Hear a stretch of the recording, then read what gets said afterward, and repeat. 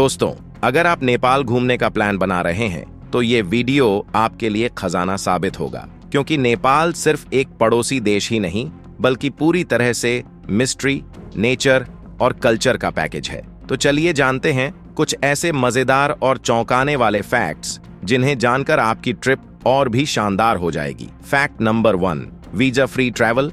भारत से नेपाल जाना बेहद आसान है, क्योंकि नेपाल और भारत के बीच लंबे समय से गहरी दोस्ती और नजदीकी रिश्तेदारी है। इसी वजह से भारतीय पर्यटक बिना वीजा के नेपाल आ जा सकते हैं। यह सुविधा खासकर शॉर्ट ट्रिप्स और छुट्टियों के लिए बहुत सुविधाजनक बन जाती है, क्योंकि दूसरे देशों की तरह लंबा वीजा प्रोसेस झेलना ही नहीं पड़ता। आमतौर पर एक्सेप्टेड आईडी में शामिल हैं आधार कार्ड फोटो के साथ, वोटर आईडी या पासपोर्ट। बच्चों के लिए स्कूल आई कार्ड या जन्म प्रमाण पत्र साथ रखने पर काम आसान होता है। जब आप सड़क या ट्रेन के रास्ते सीमा पार करते हैं, आधिकारिक अधिकारी आपसे बस आईडी दिखाने के बाद अनुमति दे देते हैं।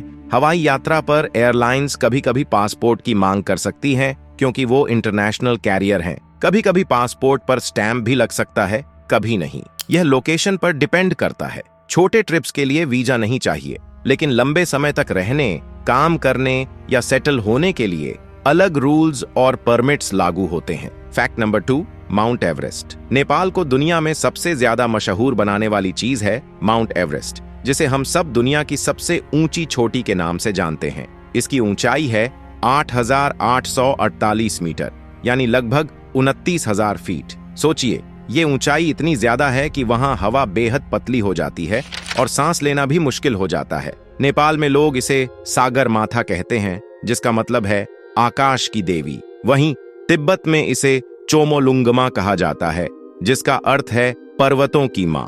यानी अलग अलग जगहों पर इसके नाम अलग हैं, लेकिन दोनों ही नाम इसकी महानता और विशालता को दर्शाते हैं। अंग्रेजी नाम माउंट एवरेस्ट दरअसल British surveyor sir George Everest के नाम पर पड़ा था। हर साल दुनिया भर से हजारों माउंटेनियर्स और ट्रैकर्स नेपाल आते हैं, सिर्फ एवरेस्ट बेस कैंप तक पहुंचने के लिए। वहां से असली चोटी तो बहुत ऊपर है, लेकिन बेस कैंप तक की जर्नी भी बेहद रोमांचक और चुनौतीपूर्ण मानी जाती है। फैक्ट नंबर 3, बुद्ध का जन्म स्थान।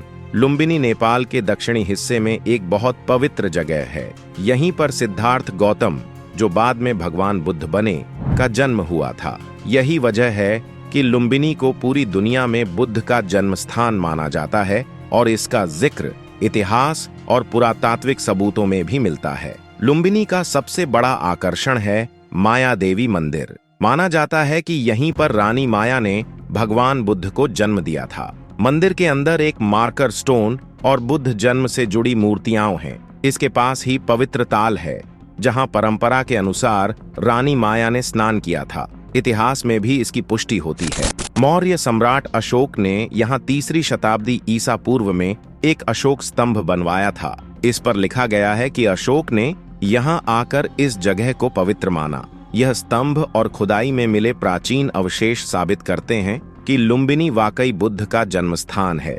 आज के समय में लुम्बिनी को यूनेस्को ने वर्ल्ड हेरिटेज साइट का दर्जा दिया है। यहाँ एक बड़ा बौद्ध मठ क्षेत्र बनाया गया है, जहाँ अलग अलग देशों के सुंदर मंदिर और मोनेस्ट्री बने हुए हैं। हर साल हजारों लोग यहाँ आते हैं, कोई प्रार्थना करने, कोई ध्यान करने और कोई बस यहाँ की शांति का अनुभव लेने। Fact number 4, unique flag. Nepal का राष्ट्रीय झंडा दुनिया के हर झंडे से अलग है। बाकी सभी देशों के झंडे चौकोर या आयताकार यानी रेक्टेंगुलर होते हैं, लेकिन नेपाल का झंडा 2 त्रिकोण से बना है। यही वजह है कि इसे दुनिया का एकमात्र नॉन रेक्टेंगुलर फ्लैग कहा जाता है। इन 2 त्रिकोणों का अपना अलग सिंबल है। माना जाता है कि ये त्रिकोण हिमालय की ऊंची ऊंची चोटियों को दर्शाते हैं। साथ ही ये 2 प्रमुख धर्मों हिंदू और बौद्ध की एकता का भी प्रतीक है। जब लोग नेपाल का झंडा देखते हैं तो उन्हें अपने हिमालय, अपनी संस्कृति और अपनी एकता की याद आती है। यही वजह है कि यह झंडा दुनिया में सबसे अलग और खास माना जाता है। फैक्ट नंबर 5, नेपाल का यूनिक टाइम जोन।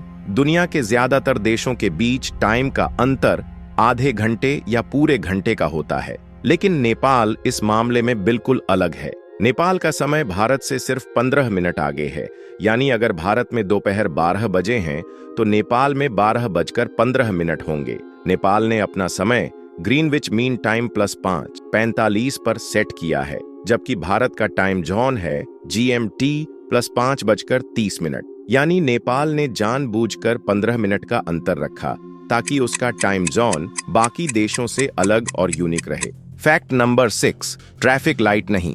नेपाल की राजधानी काठमांडू की सड़कों पर घूमते समय आपको एक चीज बहुत अलग लगेगी, यहाँ पर ट्रैफिक लाइट्स लगभग नहीं है। जी हाँ, वो लाल, पीली और हरी लाइट जिनकी आदत हमें बाकी शहरों में है, काठमांडू में देखने को नहीं मिलती। अब आप सोच रहे होंगे कि बिना ट्रैफिक लाइट के गाड़ियां कैसे चलती होंगी। दरअसल यहाँ ट्रैफिक पुलिस खुद सड़कों पर खड़े होकर ट्रैफिक को कंट्रोल करती है। हाथ के इशारे और सीटी की आवाज से पुलिस गाड़ियों को रोकती और आगे बढ़ाती है।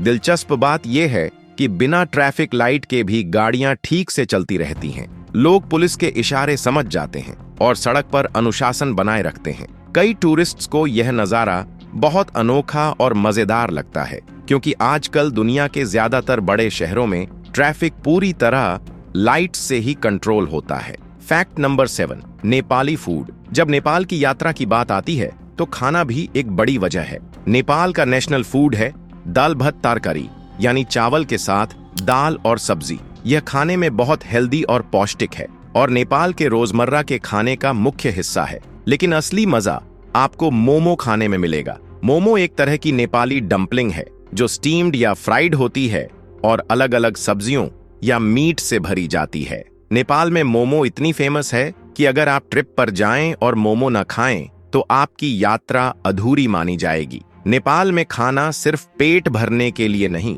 बल्कि यह वहां की संस्कृति और लाइफस्टाइल का भी हिस्सा है। दाल भात तरकारी और मोमो दोनों ही दर्शाते हैं कि नेपाल में खाने को कितनी इंपॉर्टेंस दी जाती है। स्थानीय रेस्टोरेंट्स और स्ट्रीट फूड स्टॉल्स दोनों में मोमो का स्वाद अलग अलग मजेदार होता है, जिसे हर फूडी जरूर ट्राई करना चाहता है। फैक्ट नंबर 8, अगर आपको थ्रिल चाहिए तो पोखरा में पैराग्लाइडिंग एकदम परफेक्ट है।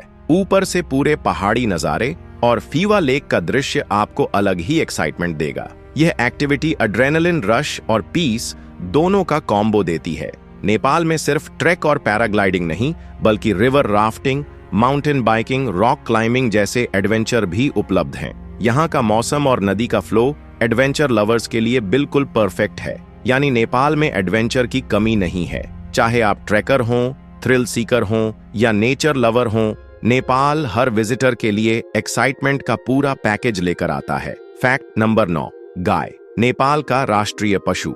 नेपाल में गाय को राष्ट्रीय पशु माना गया है। यहाँ गाय को बहुत पवित्र समझा जाता है और इसे मारना इलीगल है।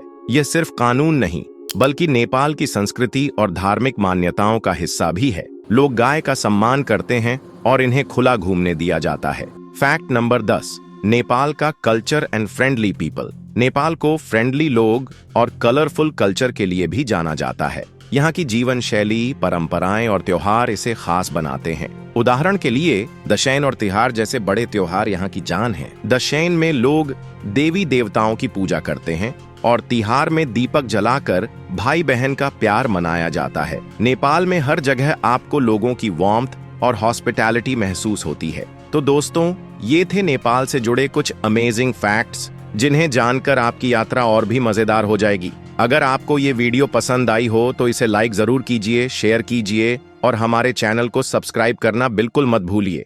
मिलते हैं अगले वीडियो में, तब तक के लिए जय हिंद।